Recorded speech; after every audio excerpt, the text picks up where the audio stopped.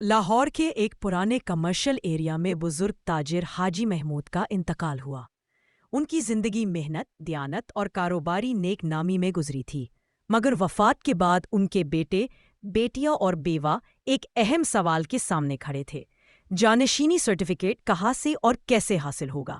محلے والے طرح طرح کی رائے دے رہے تھے، کوئی کہتا سول کورٹ میں، کوئی فیملی کورٹ میں۔ تب ایک پڑھے لکھے بھانجے نے جانشینی ایکٹ 1925 کی دفعہ 325 پڑھ کر سنائی کہ یہ سرٹیفکیٹ صرف منقولہ جائیداد مثلاً بینک بیلنس، انشورنس پالیسیز یا سرکاری واجبات کے لیے جاری ہوتا ہے، اس میں زیورات یا بینک لاکر شامل نہیں، جیسا کہ عدالت عالیہ نے 2001، 1966 اور 1985 کے فیصلوں میں بھی واضح کر دیا ہے۔ جب سب ایڈوکیٹ عکیان شاہ کے دفتر پہنچے تو انہوں نے سب سے پہلے قرآن مجید کی سورۃ النساء کی آیت 11 تلاوت کی، جس میں وراثت کی تقسیم کے احکام دیے گئے ہیں۔ ایڈوکیٹ عکیان شاہ نے وضاحت کی، بیٹے کا حصہ 2 بیٹیوں کے برابر، اگر صرف بیٹیاں ہوں تو 2/3، اور والدین کا حصہ حالات کے مطابق طے ہوتا رہے۔ پھر محمدن لاء کی دفعہ 43 کا حوالہ دیا کہ ترکہ بانٹنے سے پہلے قرض اور دیت کی ادائیگی لازمی ہے۔ حاجی محمود پر ایک پرانے کاروباری قرض کا بوجھ باقی تھا، لہٰذا ایڈوکیٹ عکیان شاہ نے بتایا کہ پہلے کل ترکہ سے یہ قرض ادا ہوگا، پھر باقی مال شرعی حصوں کے مطابق تقسیم ہوگا۔ دفعہ 6 کے مطابق اگر قرض ادا نہ ہو اور ترکہ تقسیم ہو جائے تو قرض خواہ ورثاء پر مقدمہ دائر کر سکتا ہے۔ بیوہ نے پوچھا، کیا جانشینی کا مقدمہ فیملی کورٹ میں دائر ہوگا؟ ایڈوکیٹ عکیان شاہ نے ہلکی سی مسکراہٹ کے ساتھ کہا، نہیں، جانشینی ایکٹ 1925 کے تحت یہ مقدمہ سول کورٹ میں دائر ہوگا، کیونکہ جب یہ قانون بنایا گیا تھا تو فیملی کورٹ کا کوئی وجود نہیں تھا۔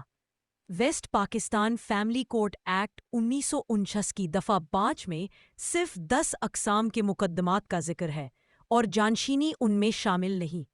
ایڈوکیٹ عکیان شاہ نے مزید بتایا کہ اگر کوئی شخص دھوکہ دہی سے سرٹیفکیٹ لے لے تو دفعہ 383 کے تحت اسے منسوخ کرایا جا سکتا ہے، اور اس فیصلے کے خلاف دفعہ 388 کے تحت اپیل کا حق بھی حاصل ہے۔ ایڈوکیٹ عکیان شاہ نے کاغذات تیار کرتے ہوئے کہا کہ درخواست میں تمام تفصیل ہونا ضروری ہے: مرحوم کا نام، تاریخ وفات، مقام وفات، ورثہ کے مکمل نام اور رشتے، بینک اکاؤنٹس، انشورنس پالیسیز اور سرکاری واجبات جیسے پینشن، گریجویٹی اور پروویڈنٹ فنڈ۔ ساتھ ہی عوامی اداروں اور متعلقہ بینک کو بھی فریق بنایا جائے گا تاکہ عدالت کے سامنے سب شواہد ہوں۔ دفعہ 75 کے تحت عدالت گواہوں کی شہادت اور ریکارڈ دیکھ کر ہی جانشینی سرٹیفکیٹ جاری کرتی ہے، جس میں صاف لکھا ہوتا ہے کہ کون کون وارث ہے اور کس کا کتنا حصہ ہے۔ درخواست تیار ہوتے ہی ایڈوکیٹ عکیان شاہ نے سب کو کمیشن ایکٹ کے آرٹیکل 187 کا ذکر کیا کہ اس درخواست کے لیے عدالت کی مقررہ فیس ادا کرنی ضروری ہے۔ ساتھ ہی انہوں نے ایک اہم بات سمجھائی، جانشینی سرٹیفکیٹ صرف غیر متنازعہ منقولہ جائیداد کے لیے جاری ہوتا ہے۔ اگر ورثہ یا رقوم پر تنازع ہو تو سرٹیفکیٹ جاری نہیں ہوگا، بلکہ پھر سول کورٹ میں دعویٰ استقرار حق دائر کر کے تنازع حل کرایا جائے گا، جیسا کہ PLD 2021 لاہور 79 میں فیصلہ ہوا۔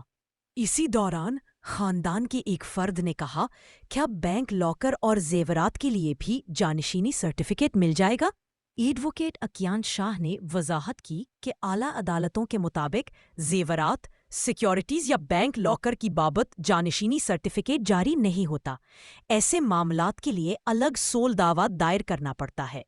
البتہ حالیہ قانون میں نادرہ کو بھی اختیار دیا گیا ہے کہ اگر ورثہ اور رقوم غیر متنازع ہوں تو وہ بھی جانشینی سرٹیفکیٹ جاری کر سکتا ہے، جس سے عوام کو عدالتوں کے چکر کم لگانے پڑیں گے۔ ایڈوکیٹ عکیان شاہ نے شرعی نقطہ نظر سے بھی وضاحت دی کہ ورثہ کی حیثیت انتقال یا عدالت کے فیصلے سے نہیں بنتی، بلکہ مورث کی وفات کے ساتھ ہی وہ وارث بن جاتے ہیں۔ منقولہ جائیداد میں نقد رقم، انشورنس پالیسیز، پینشن وغیرہ شامل ہے، جبکہ غیر منقولہ جائیداد میں پلاٹ، مکان اور دکانیں آتی ہیں۔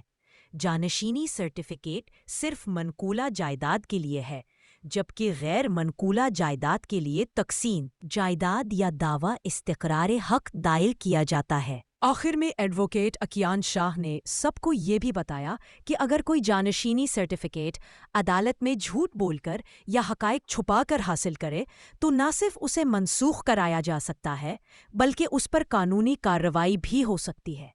انہوں نے کہا، میں ہمیشہ کوشش کرتا ہوں کہ لوگوں کو آسان زبان میں ان کے قانونی حقوق سمجھا سکوں، اسی لیے میں یوٹیوب پر بھی ویڈیوز بناتا ہوں۔